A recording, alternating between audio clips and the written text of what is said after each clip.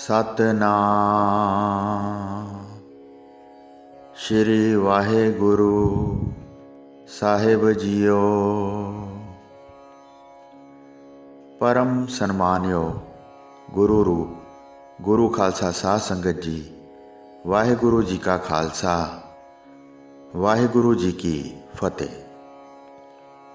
श्री गुरु गोबिंद सिंह जी के चरणों विच आनंदपुर साहब बेअंत संगतां दर्शन करन लई पुजदियां सन। दर्शन करके उपदेश सुन के अंमृतधारी हो के जीवन सफला करदियां सन।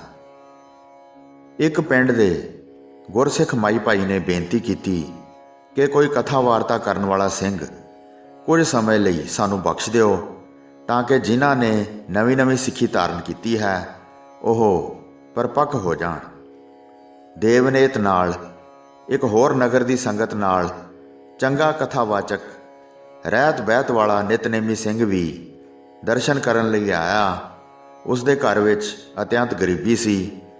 उस वाल किरपा दृष्टि करके सतगुरां ने वचन किया कि तू कुछ समा इस प्रेमी गुरसिखां दे नगर विच कथा करनी है। अगों सिख हाथ जोड़ के कहण लगा कि महाराज जी, जो हुक्म सिर मथे, पर मैं घर विच इकल्ला कमाउण वाला हाँ। मेरा परिवार पदार्थ वालों तंग हो जाएगा। अगे जिवें आप जी की मर्जी। यह सुन के सतगुरु जी चुप रहे। जिस नगर की संगत ने बेनती की सी उसनों कहा कि तुसी हुण जाओ, तुहाडे पास कुछ दिनों बाद एक सिंह भेजांगे। एक गुप्त पत्रिका लिख के इसे कथावाचक के हथी दे के कहा कि तू उस नगर विच पत्रिका दे जावीं।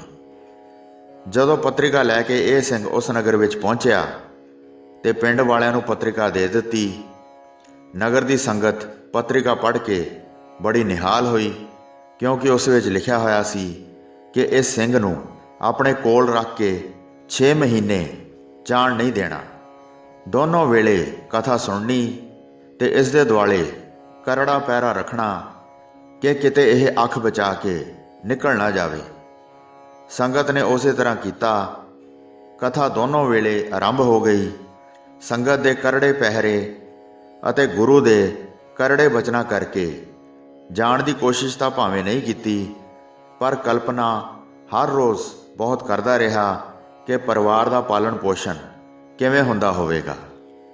परिवार तो भुखा मर गया होवेगा, कमाउण वाला तां इकल्ला मैं ही सी। पर दूसरे पासे इस दे अपने नगर की संगत नूं सतगुरां ने ऐसा प्रेरिया कि वह सोचण लगे कि साडे पिंड दा सिंह गुरु दर्शनां नूं गया, शायद उत्थे ही रह गया। हुण साडा भी फर्ज बनता है कि परिवार नूं भुखा ना मरन दईए। सब तो पहला अनाज इकट्ठा करके उस दे घर परिवार नूं दे दिता। कखां कानियां दी छपरी ढा के चंगा मकान बना दिता। वरतों वालियां सारियां चीज़ां घर विच हाज़र कर दित्तियां। ताज़ी सूई मझ दुध लई बंध दित्ती। उसका परिवार बड़े आनंद नाल रहन लगा। गरीबी दूर हो गई। उधर 6 महीने पूरे होने करके संगत ने बड़े अदब सत्कार नाल सिरों पाओ भेटा आ दे के उसनों विदा कर दिता। वह सिख सोचता है कि मैं परिवार के मत्थे किवें लगांगा। परिवार के उलांभे मिलणगे कि सानू भुखिया मरदा छड्ड गया, मैनू याद करके रोंदे होणगे। पर जदों पिंड पहुंचया तां कखां कानियां दी छपरी दे थां ते सोहना मकान, दुध देण वाली मझ, घर दी वरतों दा लोड़ींदा समान आदि पदार्थां नाल घर भरिया देख के हैरान हो गया। वड्डे पुत्तर ने जदों अपने पिता जी नूं आउंदे वेख्या तां हौंका लैके उच्ची आवाज़ नाल अपनी मां नूं कहंदा कि मां, बापू जी आ गए, आपां हुण फेर भुखे मरांगे। यह सुन के बड़ा हैरान होया। फिर कलगीधर पातशाह नूं याद करके निश्चा किया कि सारिआं नूं रोज़ी देण वाला तां परमेश्वर है। कोई ना किसकी धरिया कोई भी मनुख किसी दी रोज़ी का आसरा बना के नहीं रखिया। परमात्मा आप ही सब नूं रोज़ी देण वाला है। जिस तरह के गुरबाणी विच फरमान है, जनन पिता लोक सुत बनेता कोय ना किसकी धरिया। हे भाई, माता पिता पुत्र इस्त्री, पुत्र दी इस्त्री भाव नूह आदि जो भी साख संबंधी आदि हन, कोई भी किसी की रोज़ी का धरिया होया नहीं है। किसी नूं भी किसी की रोज़ी का आसरा बना के प्रभु ने नहीं रखा। सबना दी रोज़ी परमेश्वर ने अपने अधीन रखी है। जैसा कि मात पिता कलत्र सुत बेली नाही, बिन हर रस मुक्त ना कीना है।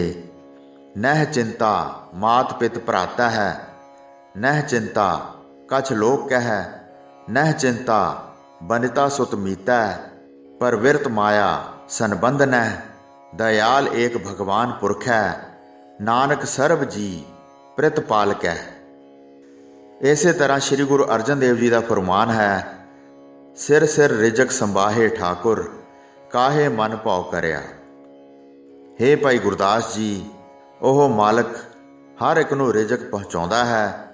किस वास्ते अपने मन विच लंगर प्रति डर धारण करया है। भाव तुहानूं चिंता करन दी लोड़ नहीं, चिंता तां सब दी उस मालक नूं है। नानक चिंता मत करो, चिंता तिसी ही है, सो करता कादर करीम, दे जियां रिजक संभाहे। सबना रिजक समाहदा प्यारा, दूजा अवर ना कोए, सबना रिजक समाहे आपे, कीमत होर ना होई है।